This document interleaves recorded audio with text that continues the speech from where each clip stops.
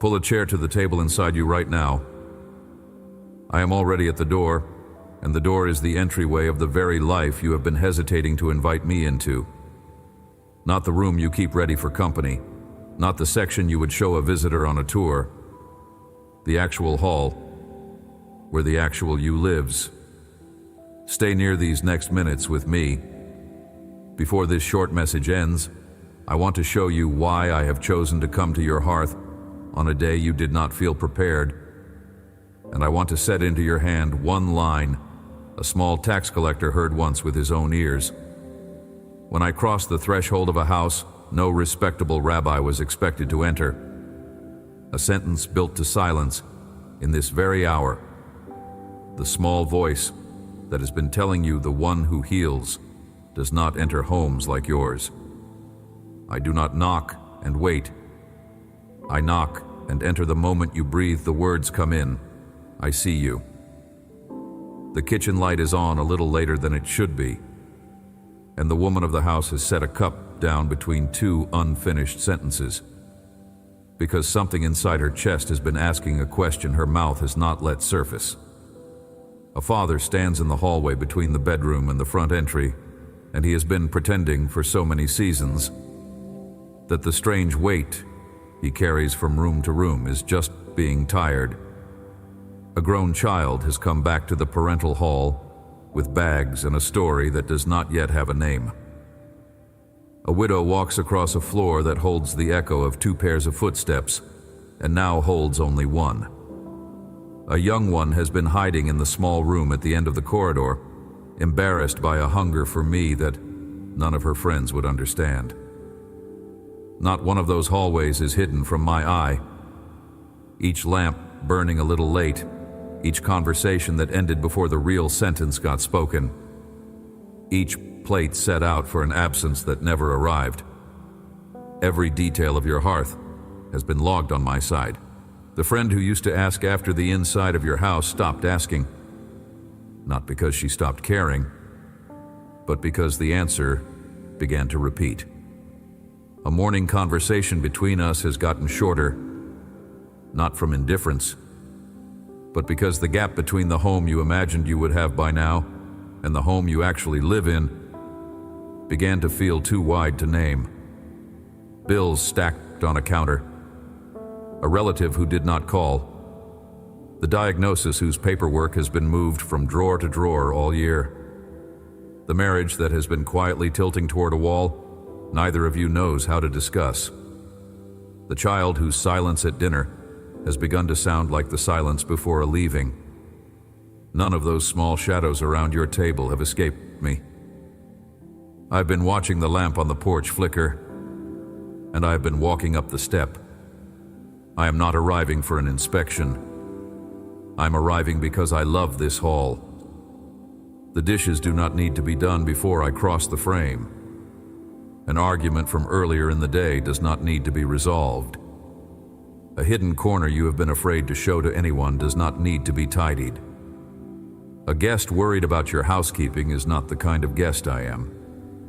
I'm the kind who walks in and asks where the bread is, because the meal we are about to share matters more to me than the polished surface around it. Open both hands in your lap, palms facing up. Just that. Notice how much of your day you have been holding things. Keys, glass, phone, dish rag, the invisible list of what you owe the people in this house, and how rare it is to let the palms simply be open. An open hand is the most accurate prayer your body can offer a visitor. It is the posture of someone who is no longer arranging the household for company, no longer reaching for a defensive task, no longer gripping the weight that has been on the counter all season. Receive me through palms that have stopped working for one breath. The reception begins in the hand before it reaches the words. Fear of my visit did not put itself together inside you on its own. It was inherited the morning a parent's mood arrived at the front entry like weather, and your small body learned that a guest crossing the threshold could change the temperature of every room. It deepened the season. A religious teacher described my visit as a kind of audit, a divine inventory of every fault in the kitchen and every dust in the corners. It absorbed reinforcement in the years a relative used the language of my presence as a tool to shame the rest of the family into compliance. It was sealed the afternoon you welcomed a person into your living room who you thought brought safety and discovered too late that they had been carrying something else. Each of those crossings left a small instruction in your nervous system. Do not open. The instruction has been running for years every time a footstep approaches your door, even when the footstep is mine. Not one of those teachers was me. A few of them loved you sincerely and were forwarding the picture of God they themselves received from a hand whose loving was bruised. Others used my name as a hammer, because a hammer was easier to wield than tenderness. Either source, the same false image of my visit was set on the counter of your interior, and you have been trying to keep it polished for that imaginary inspection ever since. Tip that drawing on its side, slide it under the rug. Let me describe the way I actually arrive inside the home that is actually yours. Somewhere early in your life, a quiet belief planted itself. The homes I enter are the homes that earn the visit. A voice taught you, maybe without meaning to, that my presence is a reward for households that already function. Clean marriages, polite children, calm finances, the kind of family album where everyone is smiling on the same page. A voice taught you that my footstep crosses thresholds where the host has the right speech rehearsed, the right posture practiced, the right prayer memorized. A voice taught you that my visit was a prize for the home that needed it least.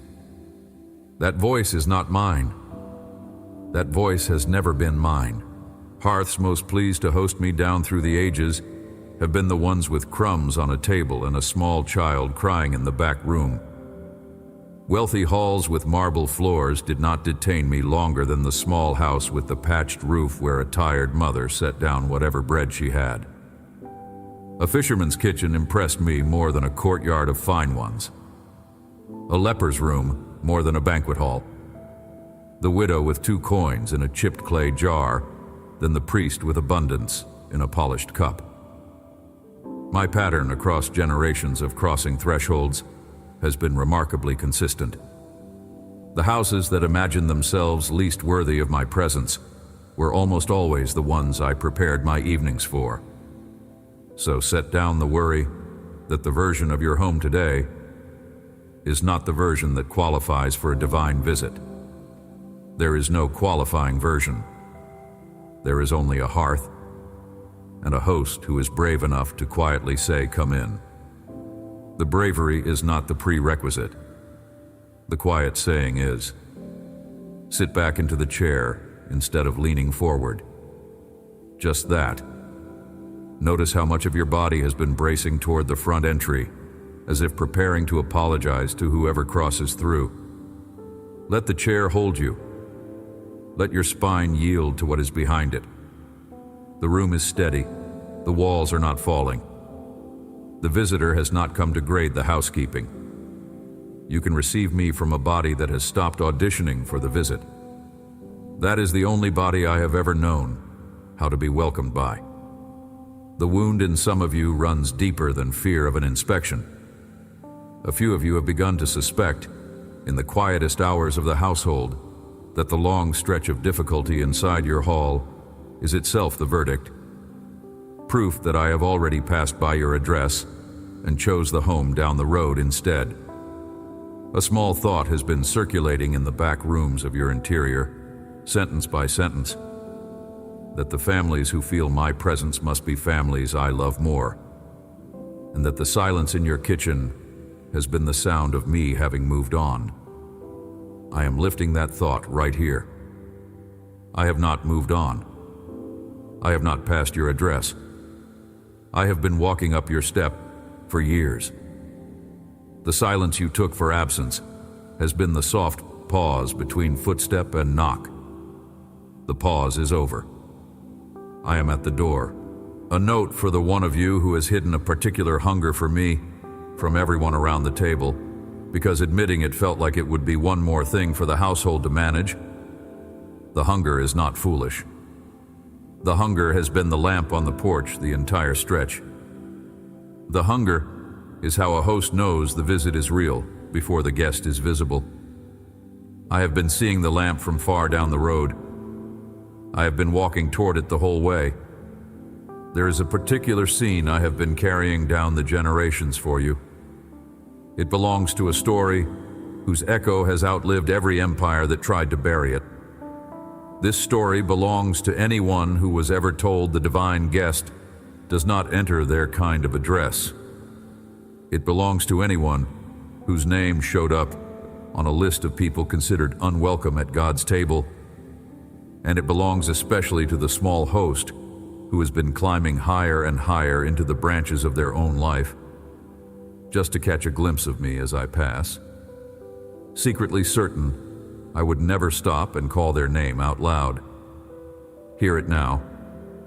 Picture a small man named Zacchaeus in the dusty streets of Jericho, a chief tax collector, wealthy, despised, a trader in fine sandals for collecting Roman tribute from his own people.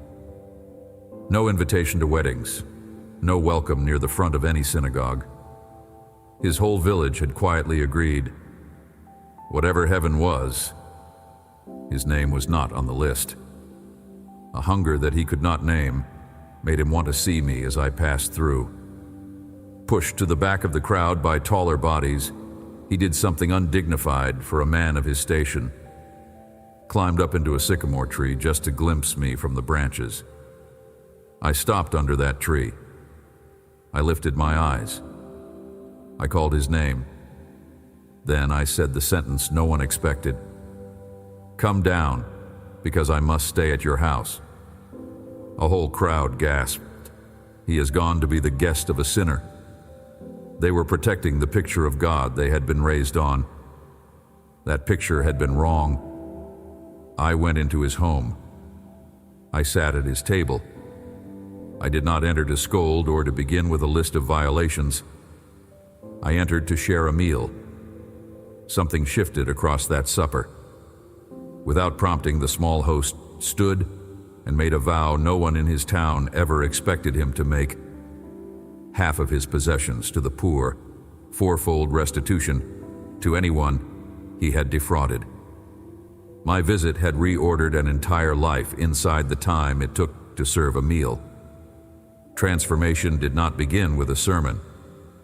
It began with a guest crossing a threshold an entire village had marked as closed.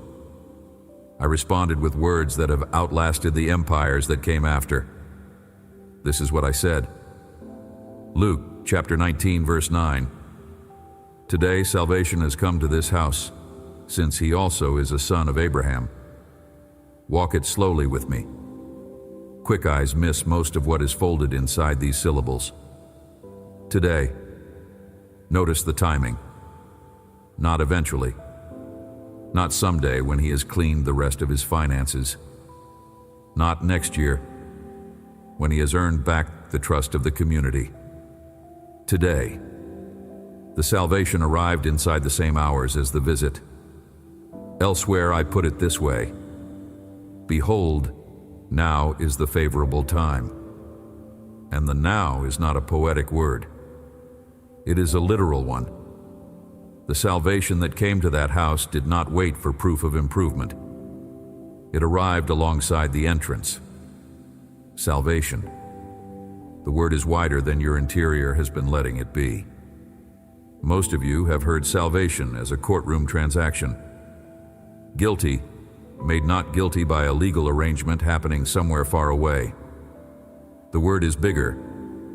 Salvation in the language it was spoken in carried the sense of wholeness, rescue, healing, body and soul and household all being made well at once.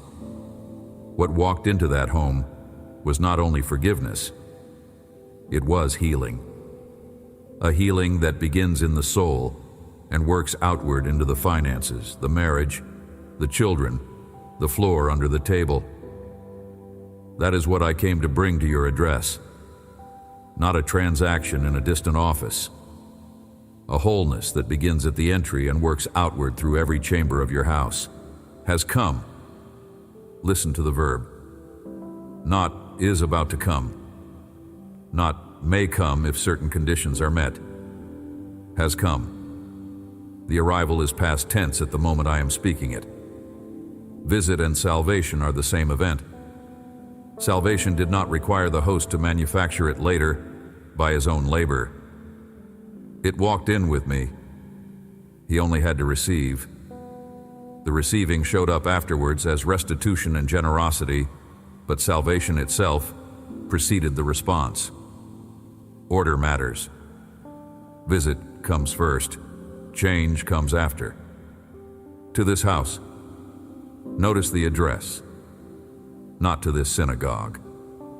Not to this temple.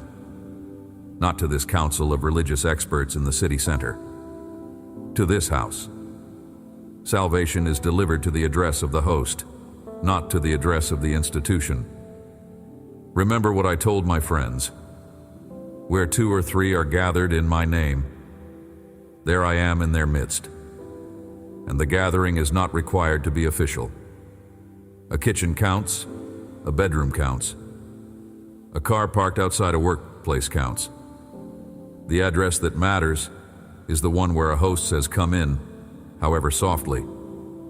That address right now is yours, since he also is a son of Abraham. Hear that last clause. A whole town had crossed his name off the family roll in their minds. I restored him to the family with one sentence. I am the one who decides who is in the family, not the village, not the religious experts, not the friends who stopped calling, not the parent who said you had drifted too far, not the spouse who said you were no longer the person they married. I am the one who knows whose child you are, and that knowing has not changed even when the village forgot.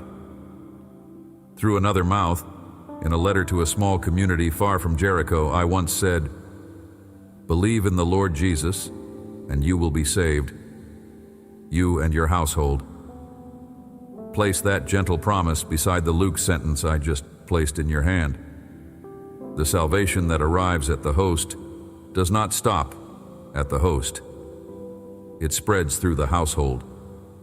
The child in the next room is reached by a visit whose first step was at the parent's door. The spouse asleep in the bed is reached by a visit the other spouse received in the kitchen at midnight. The grown child far away is reached by a prayer spoken under the breath at a table they have not sat at in years. One yes from the host opens a hall the whole house can be saved through. Circle back with me to the promise made when this whole message began. I said I would show you why I have chosen to come to your hearth on a day you did not feel prepared. Here is why. Because preparedness was never the entry requirement. The small host in the tree had not prepared. A crowd murmured precisely because no one in that town considered him to have earned the visit. I came down to him in his branches anyhow, in a body too short for the crowd, with a reputation too tarnished for respectable company. I come to you in the chair you are sitting in, on an ordinary day, with a household you have been embarrassed to show anyone. Qualification is not yours to produce. Visit is mine to bring. Your only motion is to come down from the branch, walk to the entry, and open the latch. A small word about that latch. A door of this kind has only ever opened from the inside. I have respected the latch for the whole of your life. I refuse to break it. Love does not break locks.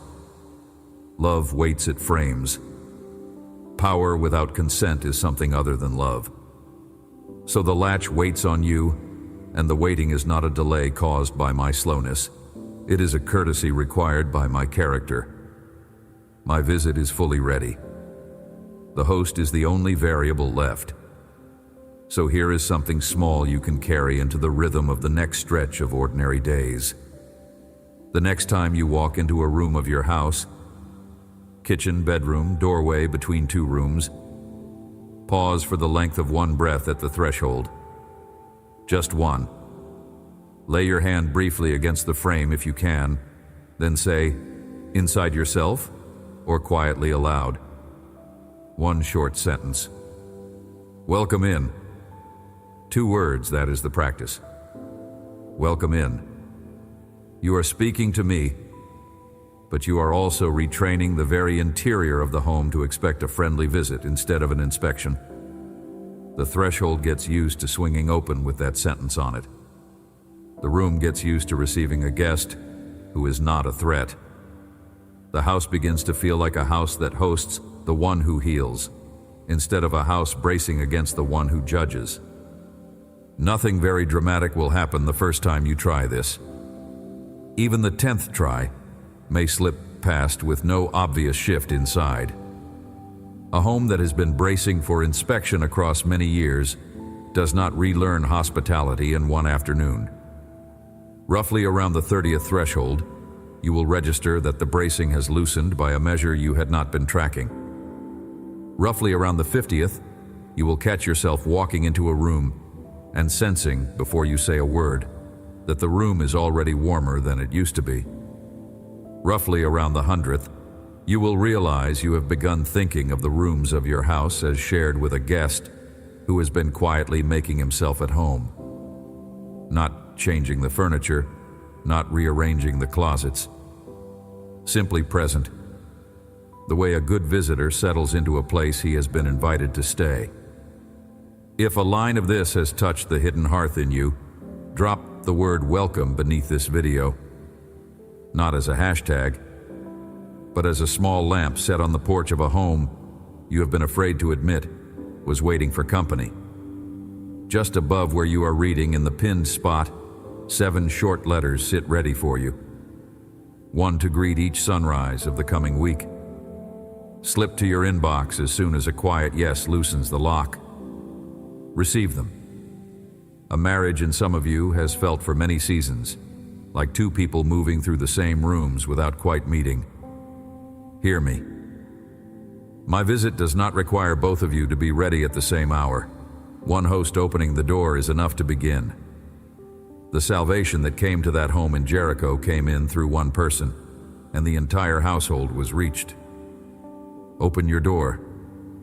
Let the change in the air begin from your end of the table. The other side will feel the warming of the room long before either of you names what is happening. There is a different room in some of you. The room where the finances live, that has become a chamber you have started avoiding entirely. Hear me also. I do not enter that room with a ledger. I enter it the way I entered the tax collector's finances. Quietly, sitting at the table first, building friendship first, letting the reordering happen as a fruit of friendship rather than as a condition for it. Open the door of that room too. A lamp on the desk does not have to be turned off when I walk in. Papers do not have to be hidden. Numbers do not scare me. They are not the reason I came. I came to be near the host. Numbers will be addressed in the order I addressed them in Jericho, after the meal, not before it.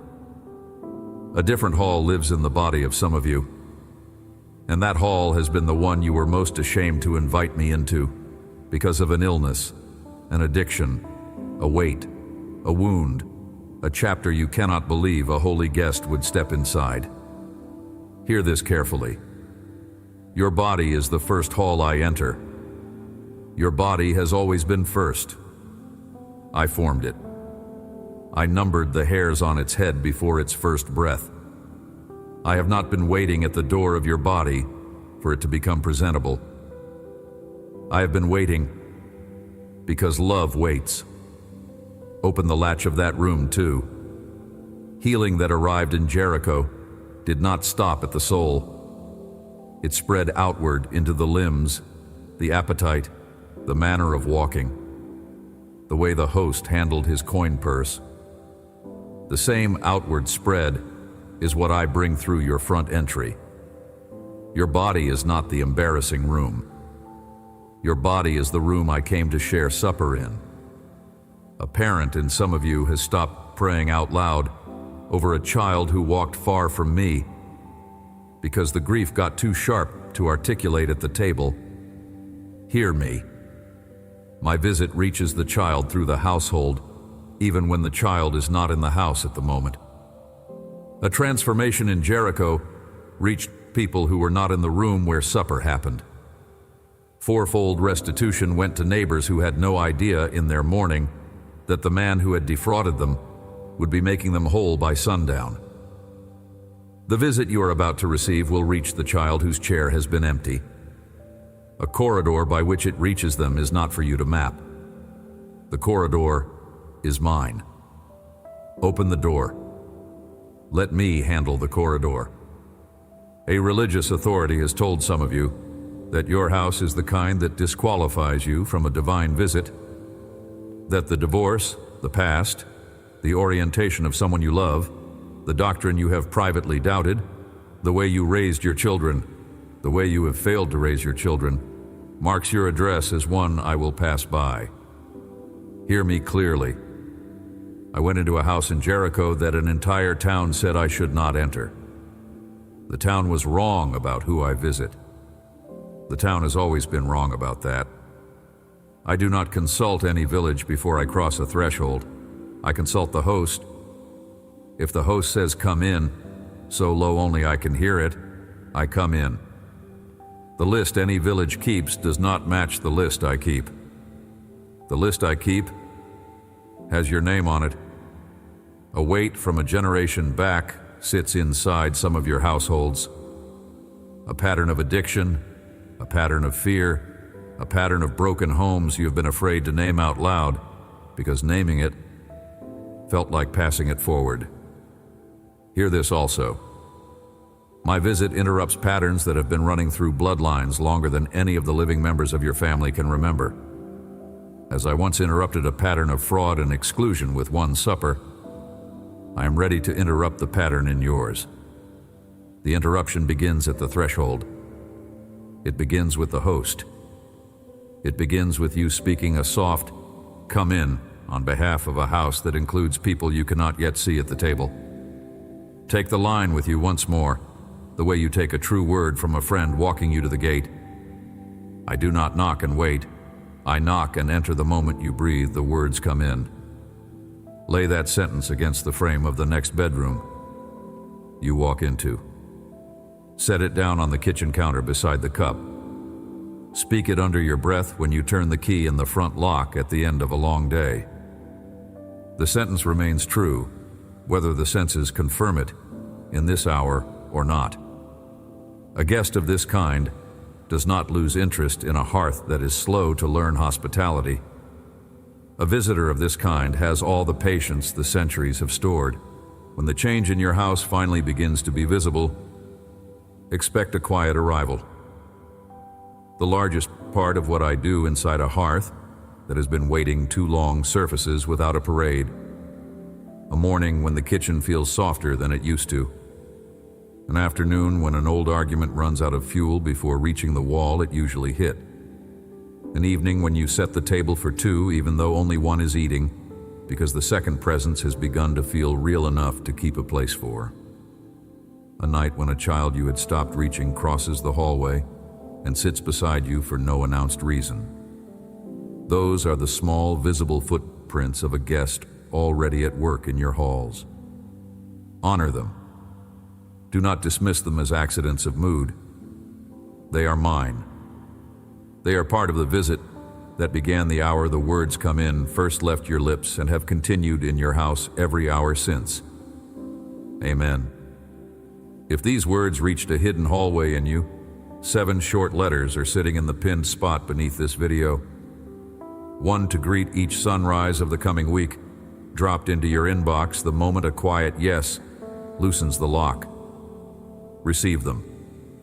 Pass this along to someone whose home has been bracing for an inspection from me that was never going to come. Tap subscribe so the next word reaches your door before the old worry returns. No hearth was ever meant to be hosted alone.